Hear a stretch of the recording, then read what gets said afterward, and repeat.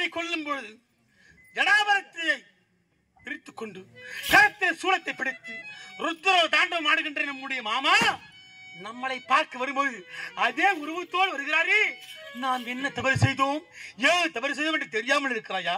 ஏய் பிரம்மா, நான் வாழிமலை திரு கைலாயம், அந்த திரு கைலாயத்திற்கு நான் எல்லா சமயம் நீ வந்தாயா?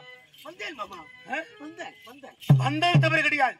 நீ மட்டுமல்ல, ரிஷி கூட்டங்களும் முனி கூட்டங்களும் தேவ கூட்டங்களும் ஓடி வருகிறார்கள், என்னை பற்றுகிறார்கள், என் பரமப்பொருளை பெற்றுகிறார்கள், சென்று கொண்டிருக்கிறார்கள். அது போன்று நீ இருக்க வேண்டும், வர வேண்டும், என்னை பார்க்க வேண்டும், என் பாதங்களை படைய வேண்டும், என் ஆசை பெற்ற பிறகு போயிருக்க வேண்டும். அதை விட்டுவிட்டு இல்லாத சமயம் பார்த்து ஏனுக்கு வந்தாய். வந்தது தவறு கிடையாது. நான் நமரைக்கூடு சிம்மாசனத்திலே ஏன் வந்தாய்? வந்தேன் மாமா, தவறுதான் இல்லை என்று சொல்லவில்லை. ஏன் வந்தேன்? மாமாவை பார்த்து நாட்கள் ஆகிவிட்டது, அவர் ஆசீர்வாதத்தை பெற வேண்டும் எண்ணத்தோடு வந்தேன். பலம் கொண்டு வாறு அழைத்து பார்த்தேன், இதுவரை குரல் கொடுக்கவில்லை. அதனால் என்னையும் மீறி ஆயிடுச்சு நேர்ந்து விட்டேன். நீ அவரை கூட சிம்மாசனமே தெரியாத போய் விட்டது மாமா, அமர்ந்து விட்டு ஆண்டவன் நம்மை கூட சிம்மாசனத்தில் அர்ப்பணி எப்படிடா வரலாம்? அது மட்டும் எப்பேற்பட்ட கிடம், அது எப்பேற்பட்ட மலை, வெள்ளி மலை, மலை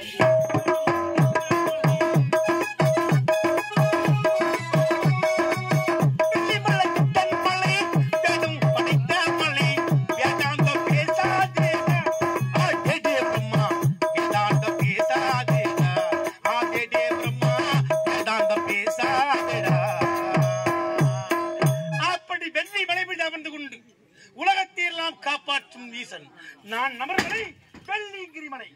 ஆனா போயா, ஏதோ வயதில பெருமையாயிட்டு உனக்கு இந்த அனுபவத்து மரியாதை கொடுத்தா உன்னை பத்தி பெருமையை பேசுறியா? உன்னை பத்தி பேசக்கூடாது. தன்னைத்தானே புகழ்ந்து பேசுவது முட்டாள்தனம். முட்டாள்தான் சொல்ல வேண்டும் உன் பெருமை பற்றி. ஆனா உன் பெருமை பற்றியே சொல்றீங்க. உனக்கு வெள்ளிமலை என் மலை தெரியுமா? எனக்கு என்ன மலை இருக்கு தெரியுமா? என்ன மலை? தங்கமலை, என் மலை.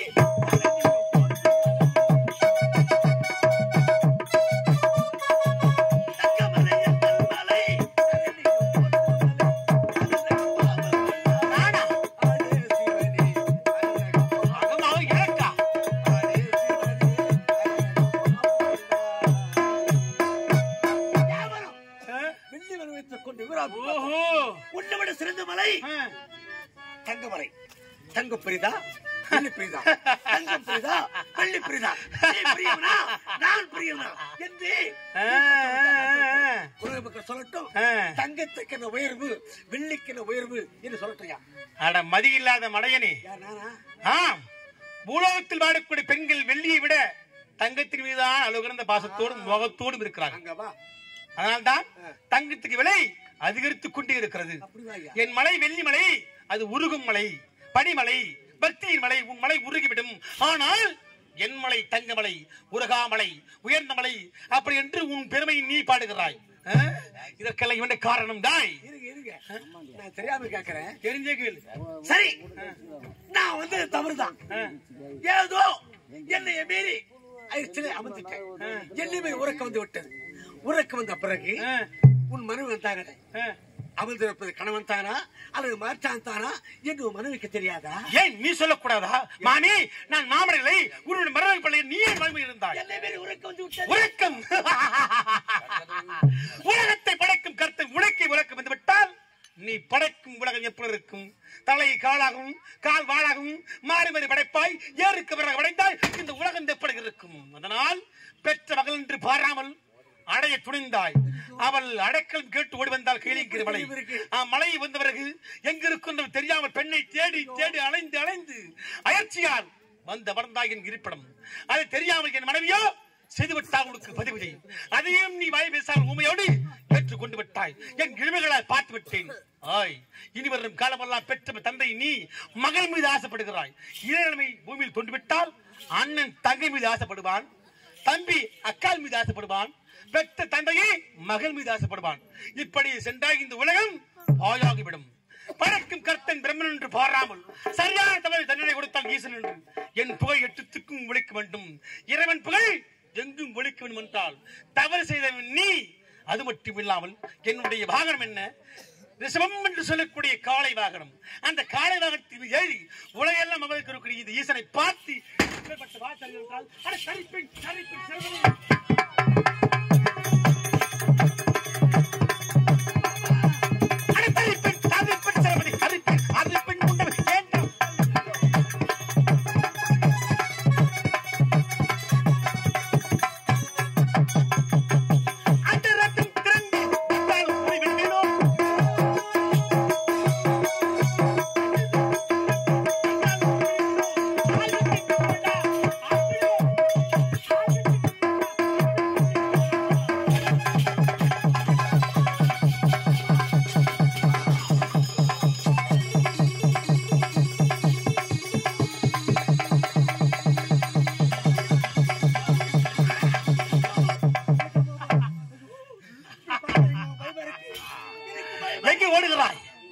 காடென்று பாராமல் மலை என்று பாராமல் நீ எங்கு ஓடினாலும் உன்னை கொல்லாமல் விட்டால் என் மனைவி என்னை மதிப்பாளா?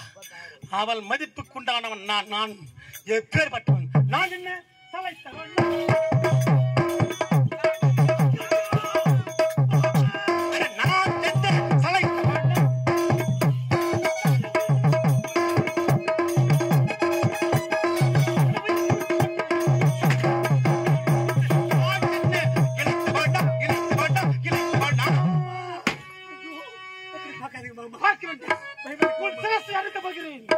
தெரியுமா?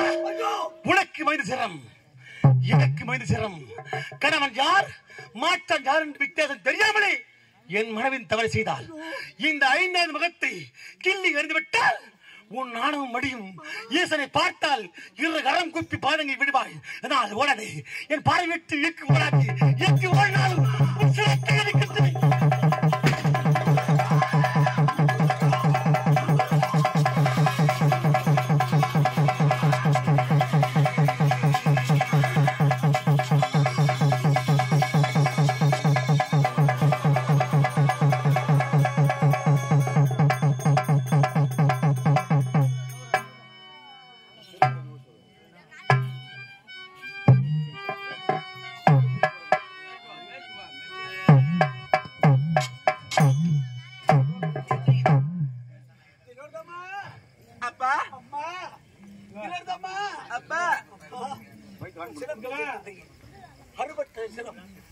திலோதமா, நான் தான் உன்னுடைய தந்தை பேசுகிறேன்.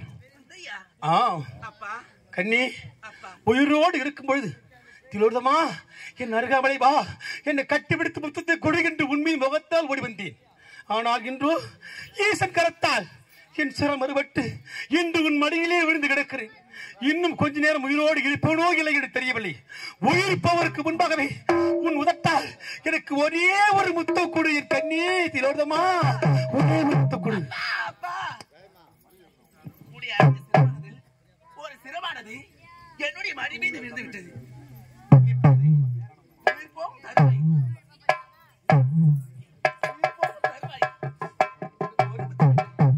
உனக்கு 5 முத்தம் நான் தருகிறேனப்பா.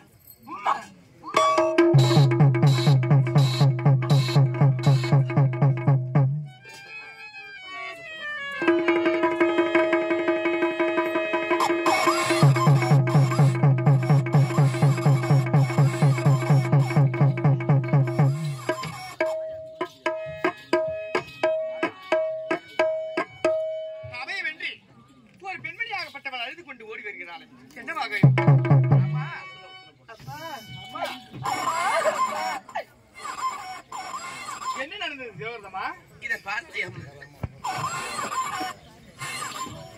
உடைய தந்தை இருக்கின்றாரே பிரம்மதேவன். ஆமா, ஒரு முத்தம் கேட்டார், நான் கொடுக்க மறுத்து விட்டேன். அப்படியா? ஆமா. ஆகினால் இந்த சிரமானது ஒரு சிரமானது என்னுடைய மடி மீது விழுந்து விட்டது. அப்படியா? ஆமா. அந்த சிரமானது என்னுடைய மடி மீது விழுந்து விட்ட உடனே என்னுடைய தந்தை என்ன என்று உரைத்தார். அப்படியா? உன்னை ஒரு முத்தம் கேட்டேன், நீ கொடுக்க மறுத்து விட்டார். அப்படியா? என்னுடைய உயிர் போகும் தருவாயில் எனக்கு ஒரு முத்தம் வரும் என்று உரைத்தார். அப்படியா? நான் என்ன என்று உரைத்தேன். அப்பா, ஒரு முத்தம் என்ன, உனக்கு 5 முத்தம் தரேன் என்று உரைத்தேன் அம்மா. அப்படியா? அப்பொழுது இப்போ 5 குழந்தைகள் பிறந்து 5 ஆண் குழந்தைகள் பிறந்திருக்கின்றன. அப்படியா? ஆகையா இந்த 5 ஆண் குழந்தையை நான் எப்படியம்மா இந்த தனிமையில் வளர்த்து வருவது அப்படி என்று அப்படியா? அப்படி இந்த 5 குழந்தைகளுக்கு 5 குழந்தைகளுக்கும் நீங்களே நானே பேர் சுற்றி நானே ஒரு நாடு அமைத்து தருகிறேன். அப்படியா? முதல் பிறந்த குழந்தைக்கு பல்லாட கண்டன் வாழ்க. இரண்டாவது பிறந்த ஆண் குழந்தைக்கு பூபால கண்டன் வாழ்க. மூன்றாவது பிறந்த ஆண் குழந்தைக்கு கருண கண்டன் வாழ்க. நான்காவது பிறந்த ஆண் குழந்தைக்கு இருள கண்டன் வாழ்க. ஐந்தாவது பிறந்த ஆண் குழந்தைக்கு மச்ச கண்டன் வாழ்க. அப்படி என்றார். அதோ தெரிகிறது பார்த்தாயா அந்த காலாலமூர் பட்டினம். அந்த பட்டினை அழைத்து அங்கே உனக்கு வல்லாத கோட்டை அமைத்து அங்கே சென்று உன்னுடைய குழந்தைகளை சீரும் சிறப்போடு வாழ்த்து வாமா. அப்படியாகட்டும் புறப்படு.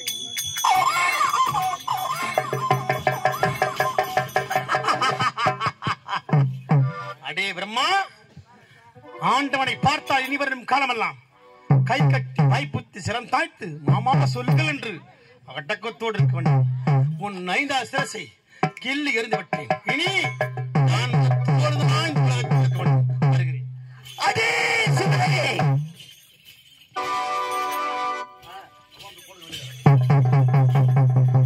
இந்த உலகம் தோன்ற மண்ணே தோன்றவன் ஈசன்.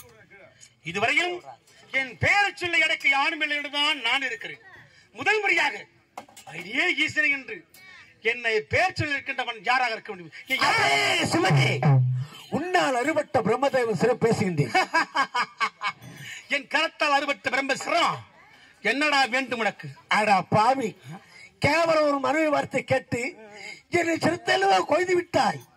நீ சுத்த ஆழ்மகனாக இருந்தால் பாறைக்கெல்லாம் படிநிற்கும் கத்து உண்மையானால், முதல் மூர்த்திலே சிறத்திருந்த மூர்த்தியின் உண்மையானால் அறுபட்ட சிரம் நடு வீதியில் கிடக்கின்றது.